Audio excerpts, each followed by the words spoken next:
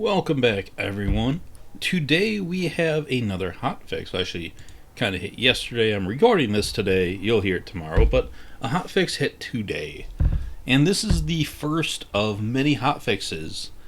In fact, they plan to do a weekly hotfix. So what they're calling these updates are the Battleborn Battleplan. This was the first of them. And they kind of give us a little news of what's going on, give us a hotfix, and call it some community members. So the plans of the hotfixes are, like I said, every week there'll be a hotfix, and every month there will be a patch. Now, there are differences between hotfixes and patches. Hotfixes run right through shift, and the cool thing about hotfixes is it allows them to react quickly without going through certification. But because they don't have to go through certification, they can only affect so many things. A lot of what you're going to see in hotfixes are changes to values. Attack damage going up and down, shield damage going up and down, duration or cooldown. It's all going to be pretty much numerical values. It won't be mechanics of how things work or massive changes to, let's say, texture or helix trees. They could do numerical changes to helix trees, but they couldn't do like a rewrite of a skill. And that's important to understand going forward with hotfixes versus patches. So the bigger fixes will have to wait on a monthly cadence for patches, but the easier things they will be able to react to quickly with weekly updates. And that's a pretty aggressive plan by Gearbox to keep supporting this game. So kudos to them. I know I think it's either League of Legends or Dota is on a 2-week cadence, and we're going to have a weekly cadence. So this is very, very cool. So I guess let's dive into the first weekly hotfix. First thing we got is a Galea nerf. The wording here is we took a good look at Galea's damage. Galea. I always call her Galea. Anyways, and found that she still has the ability to kill players in a short amount of time. We want to promote the health regen and zone control loops, so we've reduced the damage some more. Shield throw skill was set too high damage multiplier when we usually award skills that deal damage only. Since the shield throw has a stun, we reduce the damage to match other skills that contain crowd control on top of damage. That's a good thing. So her sword damage was reduced by 18% and her shield throw by 33%. Now some of you are going to say that's not enough. She still has so many tools and all these shutdowns in her pull and silence and stun and all that. That is true, but remember what I said earlier about hotfixes versus patches. Gearbox has said they are not done with her. There are going to be additional balancing to her helix tree, but that has to wait to the patch because, once again, patches have to go through certification. This is a console thing with Microsoft and Sony to ensure quality. So the patch has to go through that certification process, and that will take, it usually takes 2 weeks to a month or so. So those will be on that monthly update. Gearbox is working closely with Microsoft and Sony to help speed those up, but we just have to wait for them. It is part of video games, and we should be used to that by now. So she had 2 reductions. It is going to help. She's still going to be a very powerful character, but there are more things to bring her back in line. Next is Miko. I think this is very good too. Miko's ability to heal others and itself at the same time provided to enable duos of players to dive at enemies without much risk. Now Miko players will have to navigate spaces with more precision and rely on allies to peel off enemies more often instead of being able to just turn and run away. So what they did to Miko here to accomplish that is reduce the movement speed bonus of Miko's level 7 left helix augment, fight or flight, to 15% and its duration to 2 seconds. Before it was 30% and I forgot how long the time was. But that's good. Reduce the healing effect of biosynthesis by 25%, which is also good. Miko's still going to be a hell of an impact on games, but there was a point where skilled players could virtually be unkillable with certain combinations. I guess anecdotal. I was playing in a group with friends, and we came up against this team that had Montana and Miko in the Echelon map, and they got the early push on us and kind of got us back to our two doorways.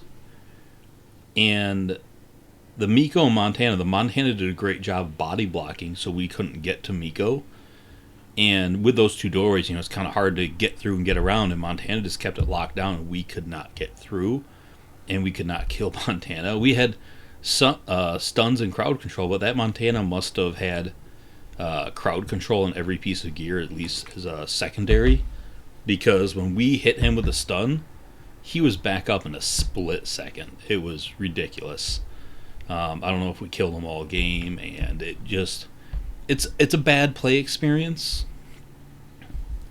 and things like this should help. Next, Isaac. This was one a little more controversial, but I don't think it's that bad. So, Isaac's rotating wards allowed Isaac to soak lots of damage while dealing lots of damage. The reduction of rotating ward strengths gives enemies a faster window to prevent Isaac from controlling the area. In addition, Isaac players could manipulate their shield regen easily with the first augmentation and some gear pieces, so we reduce the augmentation strength, and since Isaac has so many defensive options, we wanted players to quickly whittle Isaac down if they got past his defenses, so we reduced his base health. I think this is all kind of good. Isaac's base health went down by 20%, so a little bit, but not stupidly big. The rotating ward's block strength went down by 50%, and watchful wards by 40%. Isaac, in the right hands, he was pretty much like a walking indestructible machine. Left Strafe actually was doing a video talking about him the other day, and even he was saying some of these things need to come down. And they did, so this is good. Isaac is now a lot more killable, because once he got going, it was really, really hard to take him down. And if there's a Miko with him, it was almost impossible to take him down. And Isaac can put out a lot of damage. Now, some people are complaining that Isaac is a tank, and they should have kept his tankiness, but he's also kind of a walking cannon, so it's nice that they kept his offensive options and let him be able to control those things. Because he still has his dash where he can use it to escape or stun people and crowd control. He's still got a lot of damage, and he's still going to be pretty tanky. I think this is just going to bring him in line. And if they went too far with the 50 and 40% that look like big numbers, remember, he's got a lot of survival abilities. So those shouldn't kill him. But if they brought him down too far, they can bring him back up a lot. They've done this already with a few people. They buffed Galt's gun up, I guess the opposite direction, by 50%. They realized it was too much. They brought it back down, I think, another 13%. Original Caldarius was powerful as hell, and they just, buffed his gun back up to kind of bring him in line. So if they've gone too far, they can go back and hotfix it a week later or 2 weeks later and kind of bring those numbers back up where they should be. So don't worry too much. So that's all with the characters. It was just those three. Next was adjusted skill-based matchmaking ranges to speed up matchmaking times. This is great news. Better matchmaking is always good. Now, they have said that they will pretty soon start working on ranked play and more advanced matchmaking, but this is a good first step that they're addressing parts of it. Fixed a minor audio issues on the Meltdown map and Meltdown map Paradise. Cool. Changed all faction loot packs to unlock at level 15. This is awesome. A lot of people really complained about why are all the factions at different level unlocks. It's really silly. And it was. I think it was a bad decision by them. And the community complained, and they answered, and they made them all available at level 15.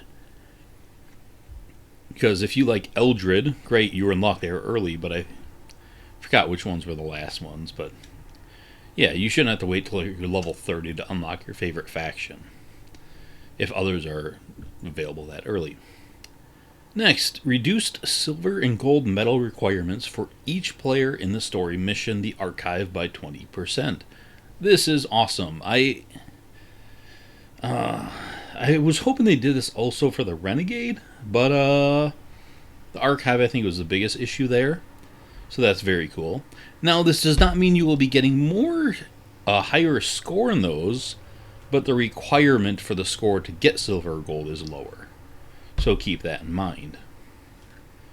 Doubled the health of stationary defensive objects in story mode. This is a huge deal. This should include the Renegade, the Experiment, and the Saboteur. I believe those are the only 3. This shouldn't account for when you are protecting the spider tanks. This should just be your stationary ones. But double the health. That's fucking cool. Mainly the Saboteur. A lot of people were complaining about that, but some of the other ones could die pretty quick as well.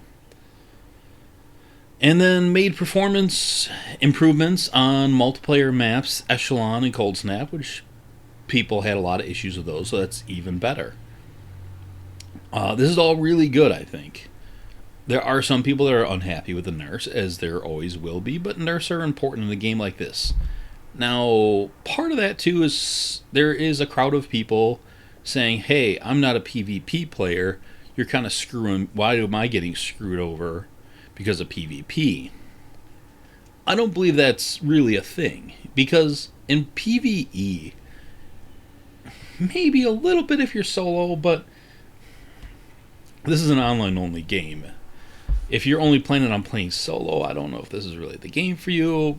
If you bought it and you're just going to play solo and you like it and it's worth your money, good. But you're a little minority of the game base there. So, sorry. If you're playing in groups of 5 in PvE, it's bullshit if one character is just incredibly stronger than the rest of the characters and they're going to get all the kills and all the glory and just destroy you guys. Team play should be important in 5-player co-op as it is in PvP.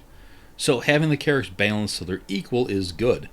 In my video yesterday talking about Galea, I used some anecdotal evidence about my first match with Galea where I just took all the glory, I guess, where I had, a massive amount of damage and kills compared to everyone else. That was my first time playing her, which I should have kind of been laying slightly behind the team or maybe in the middle because I was unfamiliar with the character.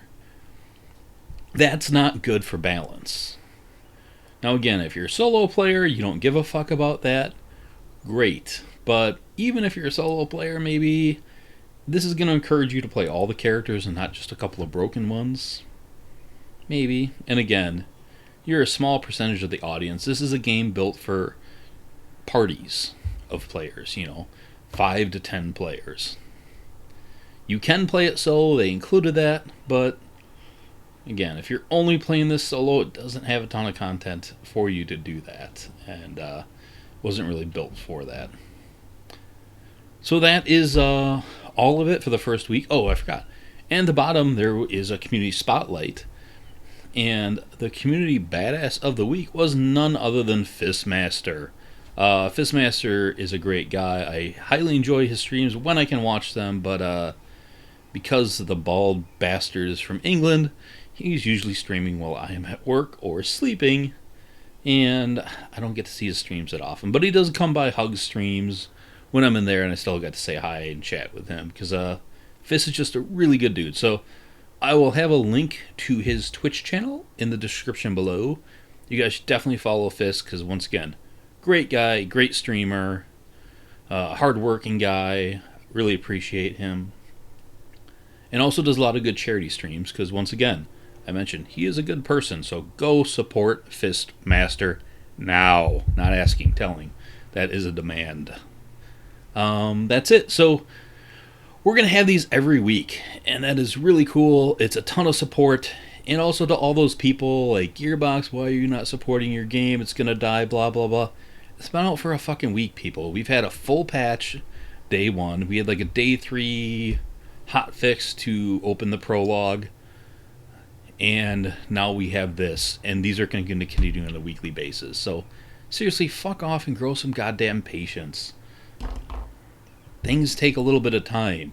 This wasn't even that much time to get to it. Yeah, patience is a good thing, people. It is a quality in life, because if you can't handle a video game doing this, good luck in the real world. That's all I gotta say. Thanks for watching, everyone. Once again, if you have not subscribed yet, I appreciate that. I also appreciate thumbs ups, or fuck it, give me a thumbs down. Either way, it helps me out. So, trolls, who cares? Comment below. I try to respond to a lot of those. And come over, follow me on Twitter, join the Discord so you can find me. I'm always lurking around those. It's on my phone, so if you message me on there, I will see it. That's it for today. See you later. Bye.